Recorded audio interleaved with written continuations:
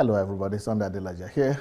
Welcome back to our program, our teaching on understanding suicide, mass shooting, and depression. Understanding suicide, mass shooting, and depression. Like I said, the problem of mass shooting that we see in America and other places is as a result of depression for most people. And suicide also is as a result of depression. Most people will never go and commit suicide if not because of depression. So depression is the root of most of the problems that we see, but we might not really know that it is depression. We might not even know that it is depression people are battling with. But depression is at the root of a lot of, depression is the modern day sickness. Most people, it's the modern day cancer. It's worse than cancer. Some in Europe, the average population is about 40% depressed. Many of them are using antidepressants, or they are using some pills, one pill or the other, because depression is a killer, it's a silent killer. Unfortunately, most of the people that are depressed, they will not even show the sign of it. You may not know that they have depression. So today I want to tell you about one of the signs of depression that you need to pay attention to, not just in your own life, but in the life of your family members. So a lot of parents have children that are actually battling with depression, but they don't know what they are battling with and what their situation is. And sometimes we see our children going into themselves, being moody, and just in their own thoughts. And we think that maybe they are using drugs, and then you check, they don't use drugs. Maybe they are, and you will not be able to really figure out what is wrong with them. But a lot of teenagers especially are battling with depression. And only that depression is a topic that is not widely discussed. So people might not even know what is really going on. So today I'm going to be talking about rumination. How rumination can bring you to depression. How rumination can bring you to depression. And a lot of people, a lot of our children, especially teenagers, when you see them moody like that, it's because they are ruminating. When you see them silent like that and they don't want to go out, they don't want to be friends, they don't want to go and play with their friends, they don't want to have friends, and they're not living normal, regular life, it is because they are ruminating. And especially when those kids tell you that they want to be in their rooms and they don't want to come out of their rooms and they're always locked up in their rooms, that is as a result of rumination. And that rumination is one of the early signs of depression. So rumination will eventually bring you to depression if care is not taken. A rumination will bring most people to depression. And so all of us have the tendency, and we stand the chance of falling to the problem of into this situation and problem of rumination if we are not careful, because things do happen in life.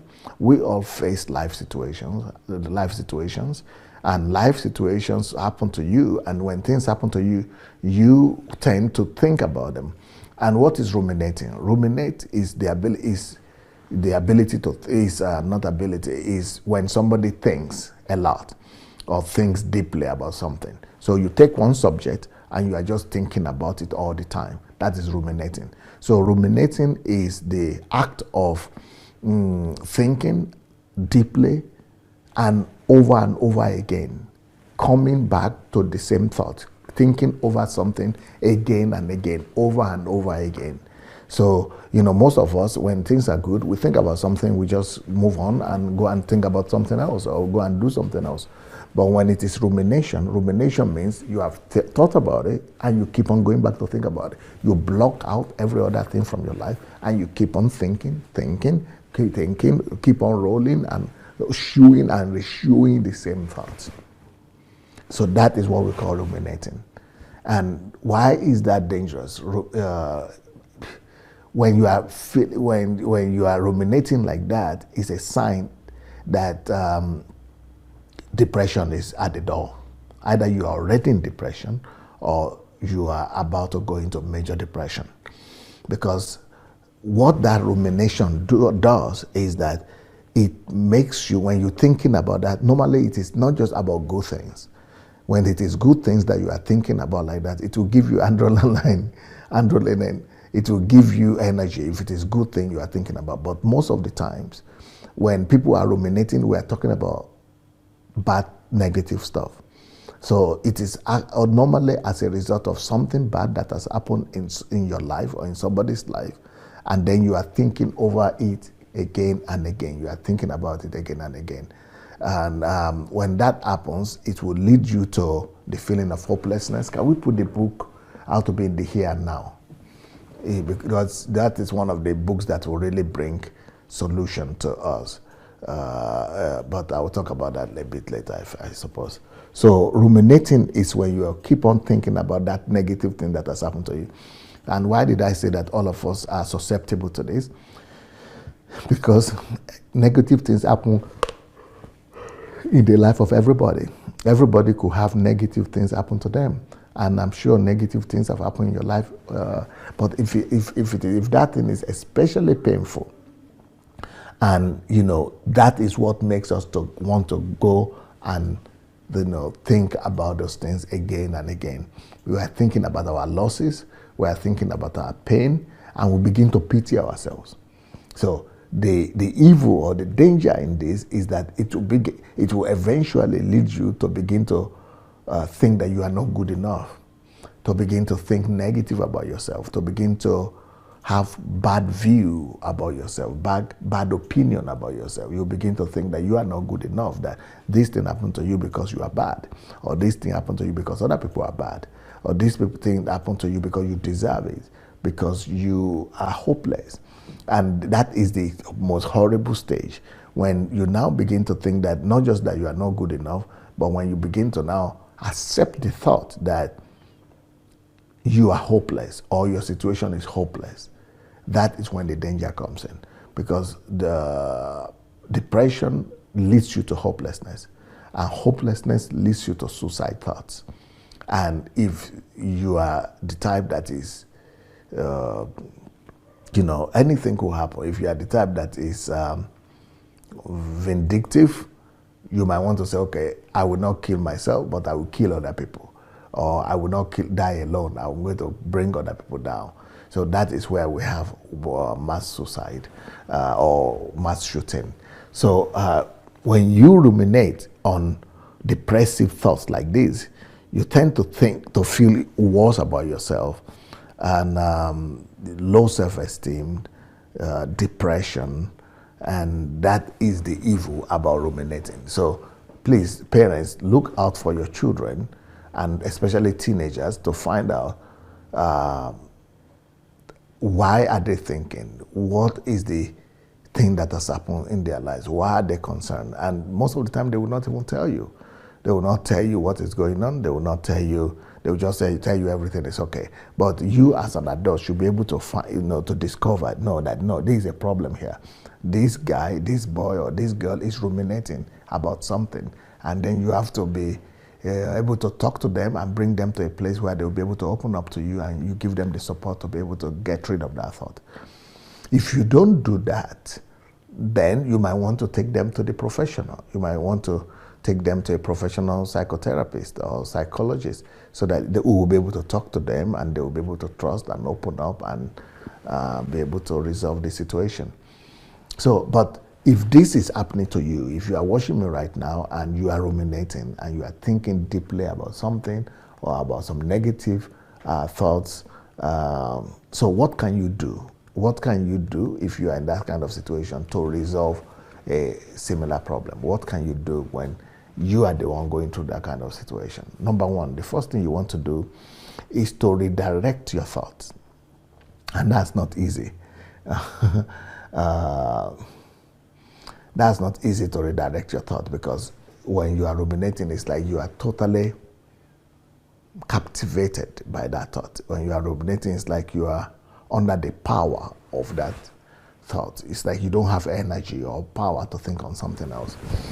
But I'm going to give you some ideas, some tactics on how to come out of it. So when a thought is conquering your mind, one thing you should know that there is something that is stronger than a thought, and that thing is a voice. So when you are thinking all the time, thought is a level. A higher level is voice. And there is a level that is even higher than speaking or voice. And that level is shout. So you see, you can go from level to level. But as long as you are thinking, it is very difficult for you to overcome a thought with another thought. So when you are just thinking and you are thinking and you want to use another thought to change the thought and to just use another thought to overcome the previous thought, it's not easy because everything is going on silently within you. And that thought, they are on the same level. For something to overcome another thing, it has to be from a higher level. It has to be stronger than the thing you want to overcome. But when you want to use one thought to overcome another thought, they're on the same level. So they will just keep on exchanging, swinging. And that's why a lot of people cannot overcome bad thoughts. And that's why they also cannot overcome rumination. So the first thing you have to do is to speak out. And that's one of the advantages of speaking in tongues, and that's also the advantage of talking to somebody. So if you are thinking about this thing and you are in yourself, it dominates you. But once you begin to talk, either you talk about it and you talk about something, especially if you want to overcome it, it's better for you to rebuke it, speak out and say, I don't want to think about you. I reject that thought in Jesus' name. I reject it. I don't need it. When you speak out like that, you are gaining power over that thought. Or maybe when you find a scripture, and this is a good place to be to look for a scriptural passage that will empower you, where you can open a psalm or some promises in the Bible and read out loud to yourself and shout and speak out loud, strong. So that way you kill that thought, or you deliver yourself from the bondage of that thought. Or you could get a book, like this book, for example, begin to read it out loud and begin to think about the book, what you are reading loud, and speak it loud as well. So that way you'll be able to overcome thoughts. Now so once you are able to get yourself out of the string of that thought like that, the next thing you want to do is that you want to replace that thought with another thought, because you will not be speaking all the time. So the speaking is to break the chain and break the jinx and just come out. But what normally happens to people is that once they have done that, they come back to thinking again, because they are, that you have to be by yourself at one point or the other, maybe on their bed before they sleep. So what I would recommend you to do in this state, in that situation, is to look for a thought of an incident that has happened in your life before, which is positive, which is encouraging. Look for the best occasions, the best occurrences, events, the most celebrated events of your life.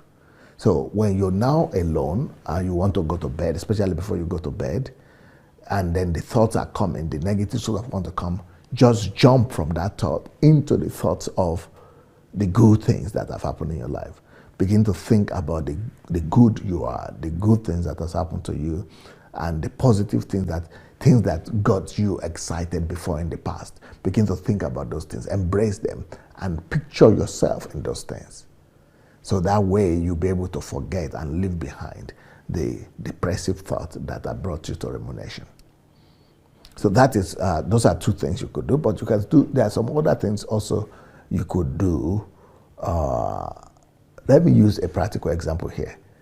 I remember one of the times that I wanted to commit suicide when I was younger. I didn't know that this was called depression at that point, but I just know that I had a girlfriend. I was 13 years old. I had a girlfriend that I really believe loved me so much, and I loved her. I thought so, as much as you could think of love at that point, just emotions. And then the next thing I discovered is that she was going out with my friend. So I said, oh, maybe because that guy was from a better family and wealthier, and more well-to-do, so I was ready to commit suicide. So let me use this example for young people who might be going through a similar thing, especially girls. Young girls do suffer from this a lot, rumination, and as a result of love, or broken love, broken heart. So what do you do if somebody breaks your heart? Number one, you have to break the jinx, like I said, through speaking out, reading book, speaking out the scriptures, or speaking to somebody. Just speak out to be able to get out of that particular stupor. Once you get out of it, replace that negative thought with a thought of a similar situation, a similar circumstance. Okay, let's say you have dated before, and the date was good. Even with the same person, let's even talk about the same person that disappointed you or cheated you now. Go back to the good moments and the good times, and rather choose to think on the good times and on the good occasions and the good reminiscences of your relationship, rather than instead of the negative, the bad thing that just happened, that it dumped you. And the reason is because you'll be saying, okay, why should I think about him or the good things that happened when he has dumped me anyway? Well, the difference is that if you would think about the good thing that happened, now you need to take the next step. You need now to relate those good moments to your future. You now need to say, okay, I had a good relationship with this guy, and we had a good month, a year of wonderful relationship. So I believe that by God's grace, just like I have the same relationship with this person at that point, even though the person came to hurt me, I believe that there is somebody out there for me that I could have such a similar relationship with in the future. So project that into the future and begin to imagine a better future with a better person or with another person, instead of getting hooked in what just happened negatively with you. So, okay, let's use another example. Let's say your parents, especially if you are a teenager, let's say your parents have punished you, or you are mad at your parents.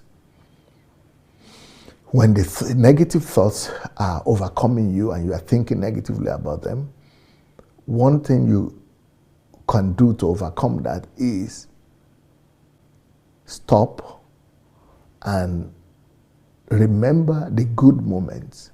I'm sure with your parents have been good to you one way or the other, or one time or the other.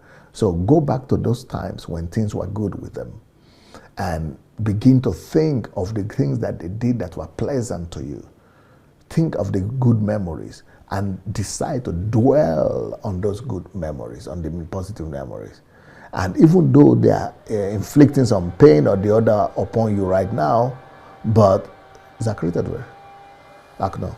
So, but you just decide to think about the negative, about the positive things that have happened in the past, and relate it to the future, that you believe this is how things will be in the future with you. That is exactly what's going to happen in the future, that the future will be better, that you are going to have such a better and a good relationship with them in the future, just like you had before in the past. But you will not choose to dwell on this negative particular incident, but you will be thinking, and you will rather think about the positive thing that has happened in the past and will still happen in the future. So you choose what to think about. Now,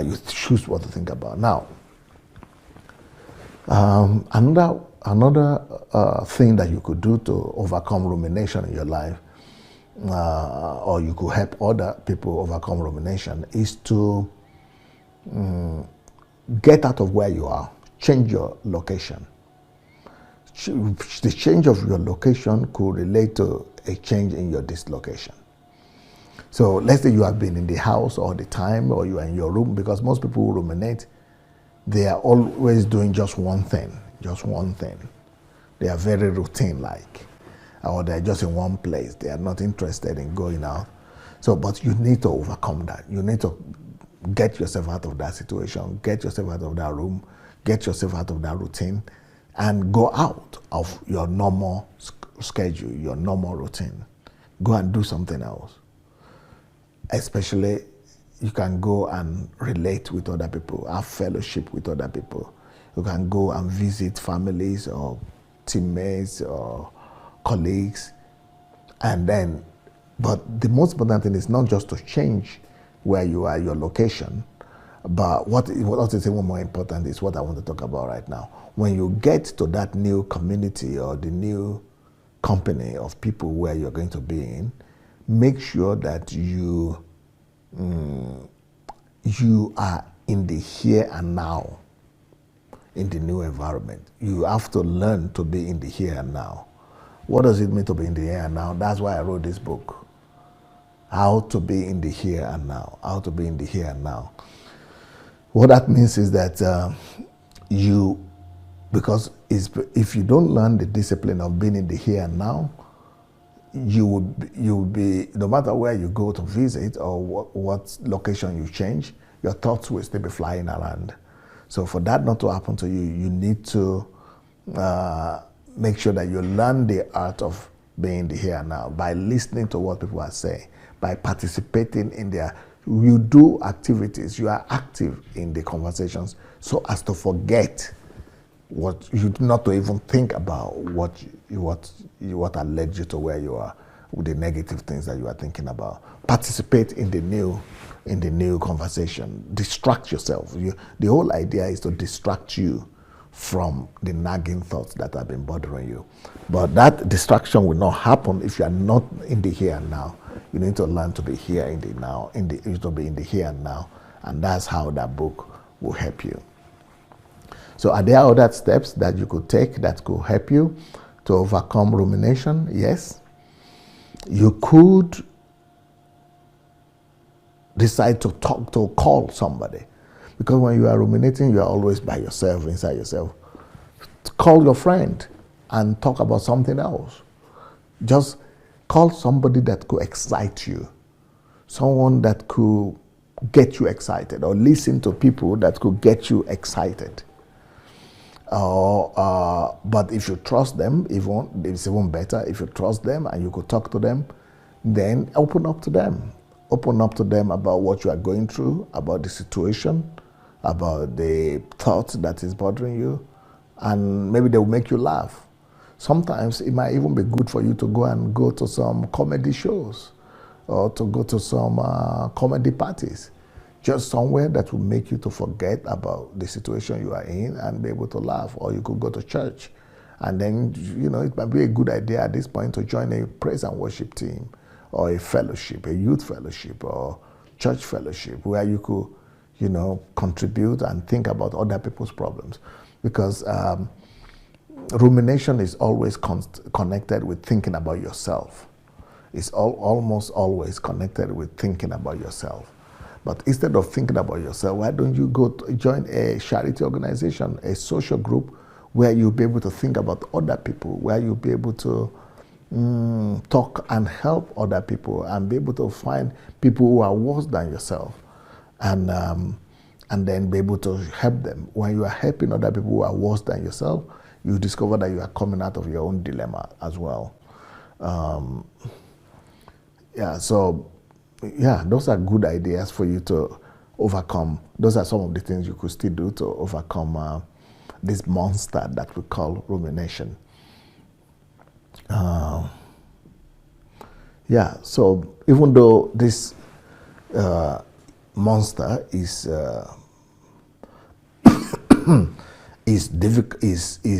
difficult and is horrible, and like I said, it could lead to depression, it could lead to suicide, it could lead to mass shooting. But now you have some tricks. Of course, definitely it will be better for you if you will be able to find a professional psychotherapist that will be able to help you come out of it. In some cases, they could recommend some tablets for you to take. But, some of these things I spoke to you today, they will be able to, that I talked to you today about, they will be able to help you to overcome rumination in your life. Well, I think that will be it for today. I want to encourage you to go ahead and look for my mentorship program. You go to my blog, sundayadelajablog.com /mentorship, sundayadelajablog.com /mentorship. Then you could join the mentorship group, or you could go to, and then if you want to get my books, you could get them on Amazon. Or if you are in Africa, you could go to DSA Books Planet, dsabooksplanet.com. You'll be able to get the books there, or you could get the electronic ones on okadabooks.com. You could also write to my office, dsasbooks@gmail.com, dsasbooks@gmail.com, and you'll be able to buy them in bulk and be able to buy them cheaper as well. So that will be it for today, and I hope that you are following the whole series that we are doing right now. And there are so many other series that I have, over 7,000, actually about 8,000 videos that I have on my YouTube channel or on SoundCloud. So go ahead and listen to as many topics as possible. Not just this topic, I'm sure a lot of other topics will be a blessing to you. Thank you so much for your time. Peace.